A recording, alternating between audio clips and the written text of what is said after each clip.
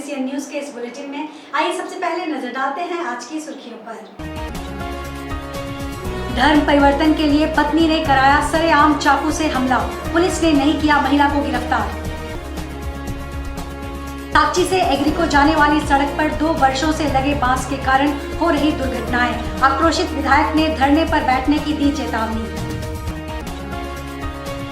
नगर निकाय चुनाव से पहले ओबीसी आरक्षण के लिए किए गए ट्रिपल टेस्ट की समीक्षा को लेकर आयोग की टीम पहुंची जमशेदपुर। खबरें अब विस्तार से। सिद्धगोड़ा थाना अंतर्गत गोलमुरी चौक के समीप खाओ गली में बीती रात एक महिला द्वारा युवक पर चाकू से हमला करने का मामला सामने आया है। हालांकि वहां मौजूद लोग और पुलिस की तत्परता से वह महिला सफल नहीं हो पाई, लेकिन पुलिस उस महिला को गिरफ्तार भी नहीं कर सकी। इसे लेकर युवक ने सिद्धगोड़ा थाना में महिला के खिलाफ शिकायत दर्ज कराते हुए बताया कि वह महिला उसकी पत्नी की बड़ी बहन है। युवक ने 3 वर्ष पूर्व दूसरे समुदाय की युवती से कोर्ट का एग्रीमेंट और उसकी रजामंदी से मंदिर में शादी की थी। कुछ महीने तक सब कुछ ठीक रहा, लेकिन उसके बाद वह धर्म परिवर्तन करने के लिए युवक पर दबाव देने लगी, जिसे लेकर अक्सर अपनी बहन के साथ मिलकर मारपीट का प्रयास करती है। इसी के तहत बीती रात भी उनके द्वारा जानलेवा हमला करने का प्रयास किया गया। पुलिस ने त्वरित कार्रवाई करते हुए महिला के हाथों से चाकू बरामद किया, लेकिन उसे गिरफ्तार नहीं किया। युवक ने बताया कि उसने कई बार थाना और एसएसपी से भी पत्नी और उसके परिवार के खिलाफ शिकायत की है, लेकिन कोई कार्रवाई नहीं हुई, जिसे लेकर वह डरा सहमा रहता है कि कहीं उसकी पत्नी उसकी हत्या न कर दे।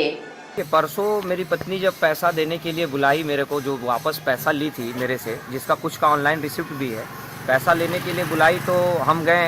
जैसे ही पहुँचे वो 2-3 लड़की के साथ अपना परिवार के साथ उसकी बड़ी बहन आई और एक बड़ा सा तलवार लेकर के हमको दिखा के बोलने लगी कि तुम इस्लाम नहीं कबूल करेगा, तुमको जान से मार देंगे। और इस तरह से हमें तंग तबाह पिछले 3 साल से किया जा रहा है उसके परिवार के द्वारा, और तरह तरह का लिखित हर एक थाना में अलग अलग दिया जाता है। और जब वो अपना गाड़ी हमको दी थी, कुछ पैसे ली थी हमसे, तो उसके गाड़ी के डिक्की से मिला कागजात जिसमें मेरे खिलाफ कई षड्यंत्र उसमें है और मुझे फंसाने की कई कोशिश की गई है। और ये 8वां थाना है जो मैं थाना का चक्कर काट रहा हूँ पिछले 3 साल से। आप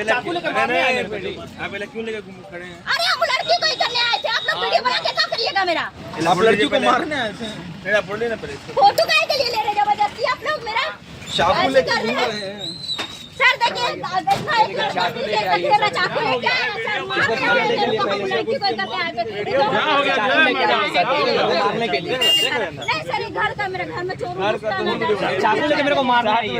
अब बोलती नहीं ना मेरे चाकू लेके गांव में चाकू घुसाएंगे। साकची से एग्री को जाने वाली रोड और काशीडी की ओर मुड़ने वाली रोड की चौड़ाई कम है और बीच में अस्थायी रूप से पिछले 2 वर्षों से बांस लगाई गई है, जिसके कारण हमेशा जाम की स्थिति रहती है। इस मामले को लेकर जमशेदपुर पूर्वी की विधायक पूर्णिमा साहू काफी आक्रोशित हैं। उनका कहना है कि हमने डीसी एवं एसएसपी से मिलकर बातचीत की है, टाटा स्टील के पदाधिकारी से भी बातचीत की है, सभी को हमने लिखित रूप से लेटर भी दिया है, लेकिन कोई सुनवाई नहीं हो रही है। रोड को उससे पहले तक चौड़ा किया गया है, लेकिन वहां से रोड सिंगल ही है, जिसके कारण कई दुर्घटनाएं भी होती हैं। पिछले 2 दिन पहले कम जगह के कारण एक डंपर का नाला में चक्का फंसकर उलट गया था। श्रीमती पूर्णिमा साहू ने कहा कि यह टाटा स्टील के क्षेत्र में आता है। उनसे हमने जब भी कहा कि CSR फंड के तहत इसे जल्द से जल्द बनाएं, तो उनका कहना है कि अभी CSR फंड में पैसा नहीं है। उन्होंने कहा कि एक छोटे से काम के लिए आपके पास पैसा नहीं है, तो फिर आप झामुमो एवं कांग्रेस गठबंधन के विधायकों को कैसे फुटबॉल और जर्सी आदि देते रहते हैं। हमारे कहने पर तो आपने न कराटे वाली महिलाओं को किट दिया, न मैट दिया, न फुटबॉल बच्चों के लिए प्रदान किया, जबकि मैंने लिख कर दिया था। श्रीमती पूर्णिमा साहू ने कहा है कि अगर जल्द से जल्द इस पर निर्णय नहीं लिया गया तो 7 अगस्त से हम यहाँ धरने पर बैठने को मजबूर हो जाएंगे। बैरिकेड की स्थिति तब से मैं देखती हूँ और जब से मैंने शपथ ली है तब से मेरा संघर्ष रहा है कि मैं इसको लेके जो है जद्दोजहद कर रही हूँ। कभी एसपी के पास, कभी एसएसपी के पास, कभी डीसी साहब के पास, तो कभी टाटा स्टील को मैं लेटर पे लेटर भेज रही हूँ, जीएम से बात कर रही हूँ। सबसे बात करने के बावजूद, शालीनता से बात करने के बावजूद कि मैं उनसे कह रही हूँ कि इसे दुरुस्त करवाइए, अस्थायी रूप से बैरिकेड लगाओ। जमशेदपुर को अभी स्वच्छता अभियान में अवार्ड मिला, ठीक है। आप यहाँ पे देखिए बैरिकेड कैसे लगा हुआ है। औद्योगिक क्षेत्र है हमारा, ये रोड आता है आपकी टाटा स्टील के अंदर। प्रशासन कहती है कि टाटा स्टील की जिम्मेवारी है इसको बैरिकेड को हटाने की। टाटा स्टील से बात करते हैं, उनको लेटर पे लेटर भेजते, कोई जवाब हमको नहीं। ना चाहते हुए अब हमको ऐसे रूप में आना पड़ रहा है कि हम अब सड़क पे बैठेंगे और यहाँ पे कटोरा लेके बैठेंगे, तब इन्हें समझ में आएगा। जब हम इनसे बात करते हैं कि अब क्या होगा, आपको देना पड़ेगा, अगर आप ये बोलते हैं कि हमारे पास फंड नहीं है सीएसआर, तो फंड नहीं है तो भैया आप हमको एनओसी दे दीजिए, हम बनवा लेंगे। और आप एनओसी दीजिए तो सही, आपके मुंह में कालिक कूद जाएगा कि आपके पास एक बैरिकेड लगाने के लिए कितना फंड लगेगा भाई, कितना फंड लगेगा। तो वही चीज हम कह रहे हैं कि आपको इस सभी चीजों को दुरुस्त कराना, ये आपकी भी एक नैतिक जिम्मेदारी है। कब से हमारे कहने के बावजूद कोई एक्शन नहीं होने पर हमको सड़क पर उतरना पड़ रहा है और इसके लिए लड़ाई लड़नी पड़ रही है। हमें अभी आश्वासन मिला है, हमारे टाटा स्टील के रोड डिवीजन के आए हुए हैं, उन्होंने कहा है कि हम तो अभी सत्र में जा रहे हैं, कल से सत्र के आने के बाद 7 तारीख से 8 तारीख को जब हम यहाँ पहुँचेंगे, ये जो अस्थायी रूप से जो यहाँ पे बैरिकेड लगा हुआ है उसे ये स्थायी करेंगे और अच्छे तरीके से स्थायी करेंगे। बाकी बारिश का समय हो रहा है, रोड बनाने का प्रक्रिया के लिए भी बात हुआ था, इन्होंने कहा, इनसे हमने कहा है कि परमानेंट तो अभी बारिश के समय में हो नहीं पाएगा, कम से कम अभी टेम्परेरी यहाँ पे जो दुविधाएं उत्पन्न हुई है रोड के आजू बाजू उसे सॉल्व करें और बारिश खत्म होने के बाद रोड बनवाएं। झारखंड में होने वाले नगर निकाय चुनाव से पहले ओबीसी आरक्षण के लिए किए गए ट्रिपल टेस्ट की समीक्षा को लेकर झारखंड राज्य पिछड़ा वर्ग आयोग की टीम गुरुवार को जमशेदपुर पहुंची। आयोग के अध्यक्ष जानकी प्रसाद यादव के नेतृत्व में टीम ने सर्किट हाउस में जिले के वरीय अधिकारियों और नगर निकाय से जुड़े पदाधिकारियों के साथ अहम बैठक की। बैठक में टीम ने नगर निकायों की स्थिति, ओबीसी मतदाताओं की संख्या और जातिगत स्थिति पर चर्चा की। आयोग की यह टीम नगर निकाय वार्डों में जाकर ओबीसी समुदाय के वोटरों की संख्या, पहचान और स्थिति का आकलन कर रही है। टीम वोटर लिस्ट में दर्ज नाम, पिता या पति का नाम और जाति की स्पष्टता की जांच करेगी ताकि यह तय किया जा सके कि संबंधित व्यक्ति को राजनीतिक आरक्षण का अधिकार मिल रहा है या नहीं। जानकी प्रसाद यादव ने बताया कि team door to door survey करेगी और सुनिश्चित करेगी कि जिनका नाम ओबीसी श्रेणी में है उनकी जाति की स्पष्ट पहचान हो। यदि वोटर लिस्ट में जाति अस्पष्ट है तो इससे राजनीतिक प्रतिनिधित्व में बाधा आ सकती है और ट्रिपल टेस्ट की प्रक्रिया अधूरी रह सकती है। जमशेदपुर के बाद यह टीम सरायकेला, खरसावां और पश्चिमी सिंहभूम जिलों का भी दौरा करेगी और वहां के नगर निकायों में ट्रिपल टेस्ट की स्थिति की गहन जांच करेगी। इस समीक्षा में आयोग के अध्यक्ष के साथ सदस्य नरेश वर्मा भी शामिल रहे।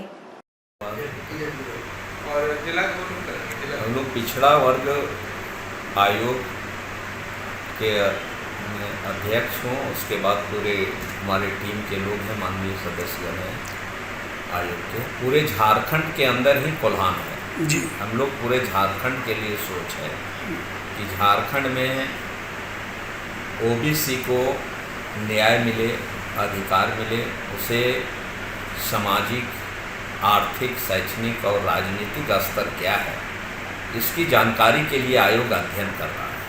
क्योंकि पहली बार नगर निकाय के चुनाव में ओबीसी को आरक्षण मिलना है, तो हम लोग ट्रिपल टेस्ट की प्रक्रिया में पूरे झारखंड के हर जिले के हर नगर निकाय में डोर टू डोर जाके हम लोग जांच कर रहे हैं, सर्वेक्षण कर रहे हैं, सर्वे कर रहे हैं कि उनको जो सिस्टम में जो मतदाता सूची में दर्ज है उनका नाम, पिता का नाम या पति का नाम, जाति और वर्ग उसमें स्पष्ट है या नहीं है। हम लोग हर जगह इसी जांच के क्रम में हम लोग कोल्हान में भी घूम रहे हैं और वार्डों में जा कर के हम लोग लोगों से, मतदाताओं से मिल रहे हैं, उनके आईडी कार्ड के आधार पर उनको सिस्टम में चेक कर रहे हैं, देख रहे हैं कि है कि नहीं। कोल्हान डीआईजी अनुरंजन केस्टोपो गुरुवार को सरायकेला पहुंचे, जहां अनुमंडल पुलिस कार्यालय का उन्होंने दौरा किया। इससे पूर्व पुलिस अधीक्षक मुकेश कुमार लुनायत एवं अनुमंडल पुलिस पदाधिकारी समीर कुमार सवैया ने डीआईजी का गुलदस्ता देकर स्वागत किया। उसके बाद डीआईजी को गार्ड ऑफ ऑनर दिया गया। दौरे के क्रम में उन्होंने अनुमंडल के अधीन थानों के अपराधों की समीक्षा की एवं 5 साल या उससे अधिक समय से लंबित कांडों का निस्तारण करने का निर्देश दिया। डीआईजी ने जिले में नक्सलवाद के सवाल पर कहा कि सरायकेला जिला में हाल के दिनों में नक्सलवाद से संबंधित कोई घटना सामने नहीं आई है, बावजूद इसके पुलिस अलर्ट मोड पर है। वैसे चाईबासा में नक्सली गतिविधियां संचालित होने की बात उन्होंने कही है। उन्होंने कहा कि नक्सलवाद के खात्मे को लेकर पुलिस पूरी तैयारी कर रही है। जल्द ही चाईबासा भी नक्सलवाद से मुक्त जिला होगा। इस दौरान सरायकेला अनुमंडल के तमाम थाना अध्यक्ष मौजूद रहे। आज अनुमंडल पुलिस पदाधिकारी सरायकेला के ऑफिस का वार्षिक निरीक्षण मेरे द्वारा किया जा रहा है और इसमें हम लोग इनके ऑफिस के रखरखाव तथा इनके ऑफिस से संचालित निर्धारित जो भी रिकॉर्ड्स है उसका निरीक्षण कर रहे हैं और इसके इनके क्षेत्र में जो अपराध होते हैं या फिर जो लॉ एंड ऑर्डर के संबंधित होते हैं उसके संबंध में हम लोग समीक्षा करके इनको आवश्यक दिशा निर्देश देते हैं। लेके अभी वर्तमान जिले में ऐसी कोई एक्टिविटीज़ नहीं दिखती है इस जिले पे, बट हमारे पूरे रेंज में चाईबासा में हम लोग नक्सल पे काम कर रहे हैं और लगातार काम कर रहे हैं। यहाँ भी हम लोग अलर्ट मोड में हैं कि यहाँ दोबारा वो स्थिति ना हो और अभी बहुत सारे रिकवरीज हो रहे हैं जो हम लोग उस पर लगातार काम कर रहे हैं। जमशेदपुर में 1 अगस्त से जमीन की रजिस्ट्री महंगी हो जाएगी, जिसे लेकर रजिस्ट्री कार्यालय में जमीन दाताओं की भीड़ देखी जा रही है। इस वर्ष मानगो की जमीन पिछले वर्ष की तुलना में महंगी हो गई है। रजिस्ट्री को लेकर अवर निबंधक उज्जवल मिंज ने बताया कि प्रत्येक 2 वर्ष में एक बार शहरी, अर्धशहरी और ग्रामीण क्षेत्र की पंजीकरण में संशोधन किया जाता है। इस वर्ष शहरी और अर्धशहरी क्षेत्र की जमीन में 10 से 20% और स्ट्रक्चर निर्माण में 10% की वृद्धि की गई है। वहीं उन्होंने यह भी जानकारी दी कि इस वर्ष मानगो वार्ड नंबर 11 की जमीन अन्य क्षेत्रों के मुकाबले ज्यादा महंगी हुई है। अगले वर्ष 2026 में ग्रामीण क्षेत्र की जमीन रजिस्ट्री में संशोधन किया जाएगा। 1 अगस्त से शहरी क्षेत्रों में, पूर्वी सिंहभूम जिला के शहरी क्षेत्रों में हमारा जो न्यूनतम मूल्य मार्गदर्शिका पंजी है उसमें संशोधन किया जा रहा है और जो ज़मीन का मूल्य है उसमें 10 से 20% तक की वृद्धि की जा रही है और जो स्ट्रक्चर है मकान का उसमें 10% तक की वृद्धि की जा रही है।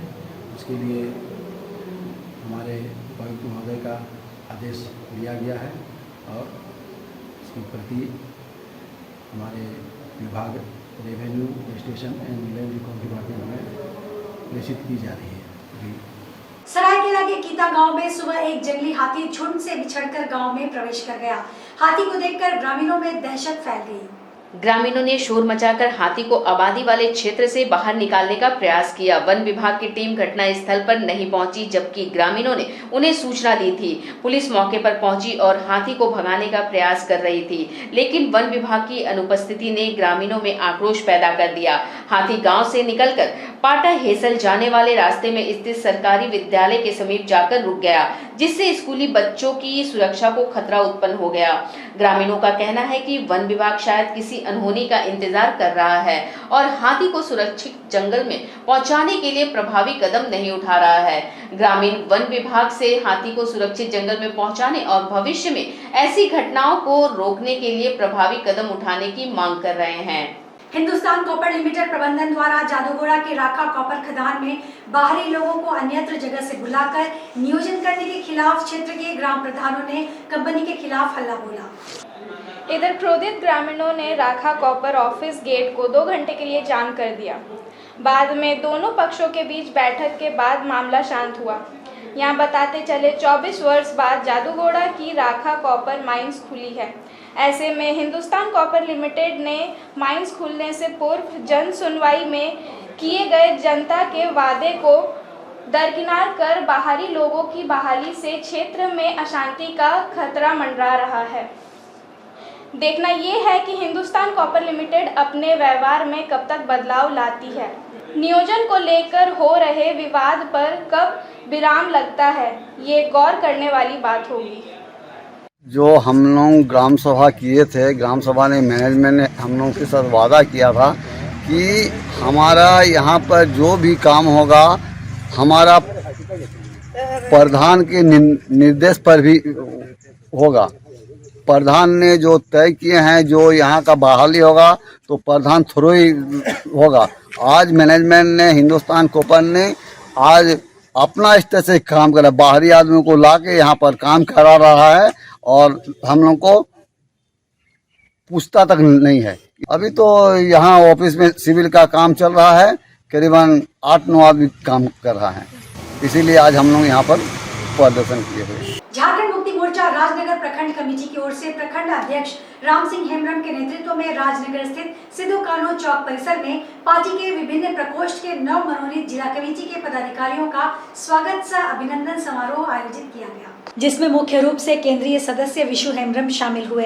पदाधिकारियों को माला पहनाकर उनका स्वागत किया गया, जिसमें मुख्य रूप से नव मनोनीत युवा मोर्चा के जिलाध्यक्ष बुगलू सोरेन उर्फ डब्बा सोरेन, संगठन सचिव संजय हांसदा, GR किस्कू, सह सचिव विश्वनाथ मुर्मू, बुद्धिजीवी मोर्चा के जिलाध्यक्ष दुगा लाल मुर्मू, संगठन सचिव घासीराम सोरेन, महिला मोर्चा की संगठन सचिव सुमित्रा मार्डी, सह सचिव रासमनी हांसदा, व्यवसायिक मोर्चा के कोषाध्यक्ष रिंकू राउत, किसान मोर्चा के उपाध्यक्ष सरोज गोप, सह सचिव अनंत साहू तथा साहित्य एवं कला संस्कृति मोर्चा के संगठन सचिव सिविल देवगम आदि को फूल माला पहनाकर सम्मानित किया गया। वहीं कार्यक्रम में सभी पदाधिकारियों ने प्रखंड कमेटी का आभार जताया। इस दौरान युवा जिलाध्यक्ष बुगलू सोरेन ने कहा कि हमारा लक्ष्य जिले में झामुमो के संगठन को मजबूत करते हुए सरायकेला विधानसभा में परचम लहराना है। सिद्धू कान्हू चौक में राजनगर प्रखंड कमेटी के द्वारा पार्टी के सभी नवनियुक्त अधिकारियों को सम्मानित किया गया और जो भी जनहित के कार्य हैं हमारे झारखंड सरकार के, उनको धरातल पे कैसे लाना है, संगठन को कैसे मजबूत करना है, इन सब विषयों पे आज सभी पदाधिकारियों के साथ बैठक हुई और संगठन हित में कैसे पार्टी और मजबूत होगा इस विषय को लेकर सभी लोग एकजुट हुए और बहुत सराहनीय राजनगर प्रखंड कमेटी को तो सभी लोगों को सम्मानित किया। पोटका प्रखंड अंतर्गत हल्दी पोखर के भलाईटी में उत्क्रमित प्राथमिक विद्यालय में KG से वर्ग 5 तक में 28 छात्र अध्ययनरत हैं, मगर भवन 40% डैमेज हो चुका है, जिसके कारण बारिश में पूरे छत से पानी टपकता रहता है। स्कूल के मेंटेनेंस के नाम पर 10,000 आए थे। प्रधान अध्यापक सुरेंद्र नाथ सरदार ने छत का मरम्मत कराना चाहा कि छत भरभरा कर गिरने लगी, मगर जब भी कभी तेज बारिश होती है तो बच्चों को लेकर सहायक शिक्षक बरामदे में बैठ जाते हैं। मगर आखिर कब तक इस तरह मौत के साए में पढ़ाई कैसे संभव हो सकता है। शिक्षा विभाग समेत कई जगह लिखित शिकायत देते देते थक चुके प्रधान अध्यापक ने कहा कि अब तो समझ नहीं आ रहा है कि क्या करें, मगर बिल्डिंग की स्थिति यह है कि अब बच्चों का ध्यान करना संभव नहीं है, दीवार से पानी गिरता रहता है। तो जर्जर अवस्था है। लोग इसका लिए हर जगह लिखित भी दिए थे, उसके बाद हम लोग ब्लॉक में भी लिख करके दिए, इस BRC में जानकारी दिए हैं। क्या कि हम लोग का बिल्डिंग देख करके हम लोग को भी पढ़ाने में थोड़ा डर लगता है, कहीं बच्चा लोगों का ऊपर कहीं नहीं गिरे या मास्टर लोगों के पास कुछ नहीं गिरे। इसलिए हर जगह हम लोग देखते हैं कि दूसरा जगह में सुनते हैं कि बिल्डिंग गिरा, फल्ला गिरा, इसलिए हम लोग को भी डर लगता है। बीच बीच में पानी जब गिरता है उसमें हम लोग बरंदा में बैठा करके बच्चा लोगों को पढ़ाते हैं, बड़ी रिस्क का बात है। शहर के शैक्षणिक संस्थाओं द्वारा 1 दिवसीय क्विज कंपटीशन का आयोजन किया गया। इस कंपटीशन में 510 विद्यार्थियों ने भाग लिया। वहीं 19 स्कूल के सभी प्रतिभागी इस कंपटीशन में अपनी किस्मत आजमाएंगे। प्रतियोगिता में पर्यावरण पर छात्राएं कैटवॉक करती नजर आएंगी, यानी फैशन शो पर्यावरण पर आधारित होगा। वहीं सोशल मीडिया पर ब्लॉग बनाने और जल संरक्षण को बढ़ावा देने जैसी थीम पर कंपटीशन होगा। इस कंपटीशन में अव्वल आए छात्र एवं छात्राओं को शैक्षिक संस्थाओं की ओर से मेडल दिया जाएगा। वहीं ब्लॉग बनाकर 1 सप्ताह तक विद्यार्थियों को सोशल मीडिया पर डालना है। जिसका ज्यादा व्यू होगा उसे स्कूल सम्मानित करेगी। हालांकि कार्यक्रम को लेकर तैयारी काफी जोर से चल रही है और कार्यक्रम 1 अगस्त को है। अभियान फॉर अ बेटर टुमारो द्वारा आयोजित सांस्कृतिक संध्या में कलाकारों ने एक से बढ़कर एक प्रस्तुति देकर दर्शकों का मन मोह लिया। विदित हो कि ICC क्लब मऊ भंडार में आयोजित सांस्कृतिक संध्या में स्थानीय कलाकारों ने नृत्य और संगीत की प्रस्तुति की। समारोह की अध्यक्षता सोना देवी विश्वविद्यालय के चांसलर डॉक्टर प्रभाकर सिंह ने की। प्रधान आमंत्रित के रूप में नेताजी सुभाष विश्वविद्यालय के vice chancellor doctor Prabhat Kumar पानी उपस्थित हुए। वहीं विशिष्ट आमंत्रित के रूप में डॉक्टर प्रसिद्ध नारायण मिश्रा, सिया देवी, ICC वर्कर्स यूनियन के अध्यक्ष DN सिंहदेव, जिला पार्षद देवयानी मुर्मू, केंद्रीय विद्यालय सुरदा के प्राचार्य महिषा मार्डी ने शिरकत की। सर्वप्रथम सभी प्रधान और विशिष्ट आमंत्रितों का अभिषेक कर और पौधा देकर स्वागत किया गया। उसके बाद सभी ने दीप प्रज्वलित कर कार्यक्रम का उद्घाटन किया। शिव तांडव से कार्यक्रम की शुरुआत की गई। उसके बाद घाटशिला के 3 डांस समूह के कलाकारों ने अपने नृत्य की प्रस्तुति दी। सुब्रतो दास, सोमनाथ दे और रूपा हलदार ने अपनी सुरीली आवाज से समा बांध दिया। सोनारी में सावन महीने के पावन अवसर पर सैकड़ों महिलाएं एवं पुरुष सेलिब्रेट करने पहुंचे। महिलाओं ने एक ही रंग की साड़ी पहनकर, हाथों में मेहंदी लगाकर और माथे पर गजरा सजाकर इस अवसर को उत्सव के रूप में मनाया। सावन का महीना हिंदू धर्म में बहुत ही पवित्र माना जाता है। इस महीने में भगवान शिव की पूजा की जाती है और महिलाएं अपनी पति की लंबी उम्र के लिए व्रत रखती हैं। महिलाओं ने सावन महीने को सेलिब्रेट करने के लिए नए नए तरीके अपनाए। उन्होंने एक ही रंग की साड़ी पहनकर और हाथों में मेहंदी लगाकर इस अवसर को और भी खास बनाया। महिलाओं ने केक काटकर और नाचते गाते हुए इस महीने को उत्सव के रूप में मनाया। जमशेदपुर में सावन महीने का उत्सव बहुत धूमधाम से मनाया जाता है। इस अवसर पर महिलाएं और पुरुष एक साथ मिलकर विभिन्न कार्यक्रम में भाग लेते हैं। जमशेदपुर की संस्कृति में सावन महीने का बहुत महत्व है और इसे बहुत उत्साह और जोश के साथ मनाया जाता है। सब सारे ग्रीन ड्रेसेस में आते हैं और साल में एक बार हम लोग का गेट टुगेदर होता है, केक कटिंग होता है और सब लोग मेहंदी लगाती है। लेडीज़ लोग ग्रीन चूड़ी, सारा ग्रीन, सारा ड्रेस। सावन में ये मैसेज रहना चाहते हैं कि इसी बहाने हम लोग सब मिलते हैं, एक साथ एंजॉय करते हैं, गेम्स वगैरह होता है, हम लोग को अच्छा लगता है। तो ग्रीन सभी हम लोग फ्रेंड्स सब मिलकर यहाँ पर अभी आए हुए हैं, बैठे हुए एंजॉय कर रहे हैं। गेम होगा, गेम है 2-3 तरह का हम लोग गेम रखे हैं और डांस होगा, डांस का प्रोग्राम हो रहा है अभी यहाँ पे। डिनर है। सब हम लोग अपने सोसाइटी विजय शताब्दी के सोनारी 7 ईयर्स से हम लोग कर रही है। आज के इस बुलेटिन में बस इतना ही। हम फिर हाजिर होंगे कुछ और नई खबरों के साथ। तब तक के लिए SCCN न्यूज की पूरी टीम की ओर से मुझे दीजिए इजाजत। नमस्कार।